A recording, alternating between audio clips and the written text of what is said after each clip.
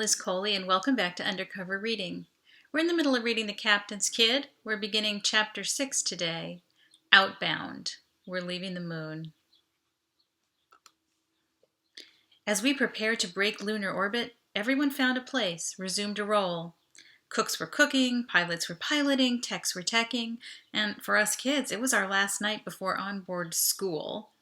Dad was tied up in navigation and command, or NavCom as I was supposed to call it, so I was free for dinner, free for the evening, free to be with my friends, and a potential danger to them at every moment of contact.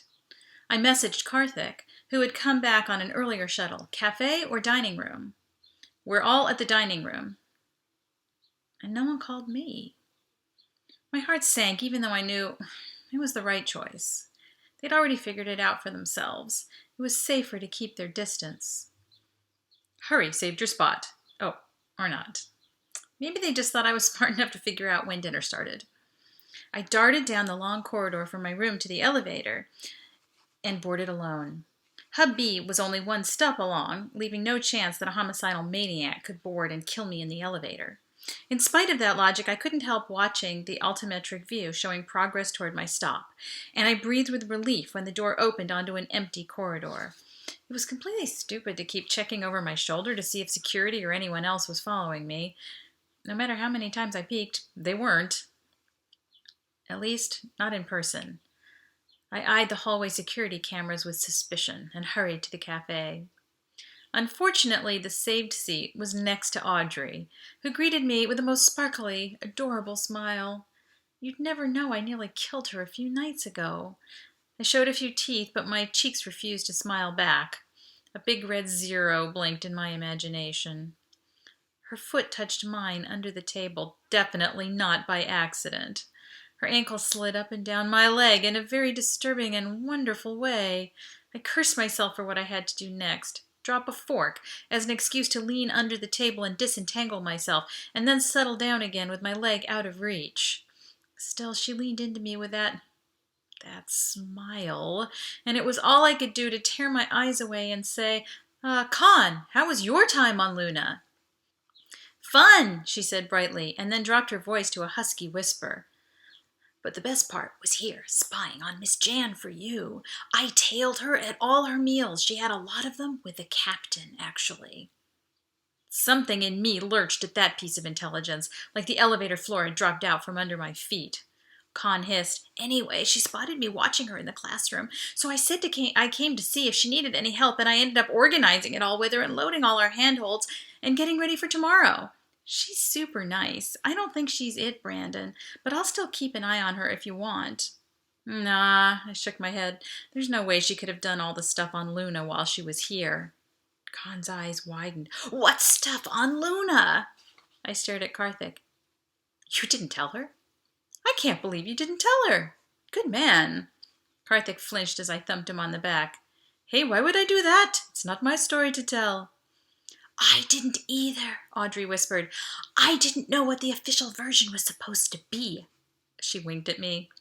My heart skipped a beat, but she was right. We needed an official version just in case. Listen to me, now I'm doing the just in case thing too. Khan shook Karthik by the arm. Why didn't you tell me? Then she changed tactics and pouted with sparkling, glossed lips. She slowly blinked her eyelashes, her eyelids dusted with the same purple-brown tint that Sherry used. Oh, trouble for sure.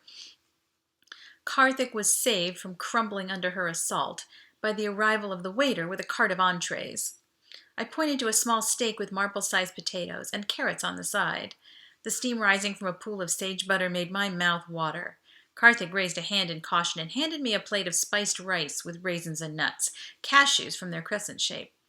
Trust me, he said, you will be happier with this choice. Whatever you say, K-Man. I copied his example, sloshing a generous amount of the red-orange sauce over it. The cumin scent gave me flashbacks to lying on my back in Uncle Sade's restaurant. I took a huge forkful and swallowed. Fire! I scrambled for a glass of water. Dang it, Karthik, I'm scorched. Why didn't you warn me it was so spicy? My friend, I'm so sorry. But the look on your face is priceless. I forgot Dad uses a heavier hand on the chili peppers than Uncle. I tore off a chunk of grilled flatbread and dipped it in the sauce. Tell your dad this is delicious. Very hot, but delicious. Mo looked up from cutting his mini steak. So, Brandon, you were going to tell us what happened on Luna. Right, an abbreviated version. Audrey and I went out on the surface for a while and... How cool! Sherry broke in. Like in suits with no gravity? Mo rolled his eyes. 1/6 gravity, not 0. Otherwise, everything would float away. I knew that, Sherry said. I was exaggerating for effect. Mo snorted his disbelief. Anyway, I said, yes, in suits and everything. All that happened was our cart broke down and we had minor trouble getting back in, but as you can see, we're fine. Everything's fine. And then Mo asked the question I'd been hoping no one would ask. So how is this connected to the attempted sabotage on the ship? It's not, I said quickly. We just ran out of charge, and remember, we're not supposed to know about the ship. And then I regretted using all of them to do the investigative legwork. They were interested and thinking, and how likely was it one of them would dig too close and get hurt? I had to call them off. Look, we can't risk drawing attention to ourselves. I think the next critical point, if someone is trying to derail the mission, will be when we reach transition distance. What makes you think that? Khan asked. Because if I were a saboteur, that's what I'd be planning. Mo studied my face and nodded. Inside the criminal mind, he muttered. I went on. I predict a quiet 3 months, then we'll see. Rats, Sherry announced. I was hoping for some excitement. It's all routine around here. After orientation, it's just school, school, school. The 3 months to leave the Sol system, 3 months to enter the new system, do whatever we're doing, then turn around and come back. Boring. She elbowed me from the non-Audrey side. So did you truly run out of power, or was that just a make-out line? I blushed. No, I actually ran out of power. Mo laughed in his deep voice. Oh, Band-Aid, that's pitiful. And on Audrey's first ever date. Sherry glared at him. Shut it, Audrey said tightly. It wasn't a date, I said at the same time. We were just sightseeing. I felt Audrey shrink a little beside me. I cleared my tight throat and said what I had to. It wasn't a date. I don't know how you got that idea. Audrey pushed her chair back. I'm done here. Her blonde hair fell like a curtain across her face. I pretended not to hear the catch in her voice. Sherry redirected her fiery glare to me. It burned all the way down to my toes. She wrapped an arm around Audrey and walked out with her. Cold, Band-Aid. Very cold, Mo said. He pushed his chair back and followed them. Karthik raised his eyebrows very high, and I braced myself. Well, that was painful, he said evenly. Khan slugged him. Don't you get it, idiot? Her eyes darted around nervously. He said that in case anyone was listening. Right, Brandon? Yeah. I gave her credit. She saw beneath surfaces. Right, I'm going to catch up with them. Khan, don't say anything, I begged. Gotcha, she said with a sharp nod. Keep up the facade. I propped my head in my hands, elbows on the table, and sighed. What a mess. Karthik was silent. You're not going to say no problem this time, are you? I asked. Nope, we've got problems. But as you say, with any luck, they're under control for now. In the awkward silence, I glugged the rest of my water. I'm still breathing fire from that sauce. Why didn't you let me get the nice little steak and potatoes? He raised one eyebrow. You really want to know? Karthik took me down the spoke corridor to the elevator. At Hub A, we exited through Octant 3 door and headed along a long white hallway I'd never explored. Where are we going? I asked. My father calls it the farm, the animal food production area. The rest of the hub is greenhouse. As we entered the production area, a grassy odor tickled my nose, and I sneezed loudly, and an excited clucking started up from row on row of nesting boxes. Chickens? Hens, Karthik said. Same thing, I said. I like chicken. It's full of lean protein. I don't know why I felt so defensive with the feathered ladies staring at me. Karthik pushed me forward. Keep going. Hens are for egg production only. It would be extremely wasteful to eat them. One hen can produce 2 kilos of meat in her lifetime or 25 kilos of shelled protein a year. Do the math. So it's okay to eat eggs? I asked. Karthik ignored me and pushed on to the next set of boxes. The grassy smell was intense.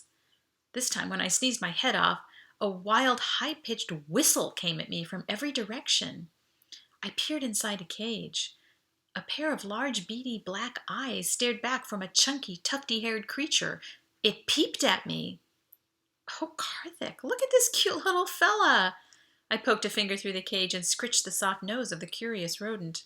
She squeaked, and 3 identical smaller creatures ran up to bury their faces in their mother's fur. What are they? Guinea pigs, they're called, Karthik said. In other words, cavies. Or, in other words, dinner. Dinner? What? No! They're a particularly efficient farm animal for a carnivore diet, he explained. They reproduce and mature quickly, which is very important in a closed environment like ours. But that's horrible, I protested. They're so cute. Karthik nodded. So you understand why my father is pushing the vegetarian menu so hard. And besides, think of how much rice, pasta, beans, and nuts you could store in this space. I scritched the black and white nose again. My stomach swirled, and I burped up spicy orange sauce. Thank goodness it wasn't. Okay, I'm convinced. That's it. You've converted me. What about Con? What about her? She had the cute little fella fillet. Why didn't you stop her? Karthik studied his feet.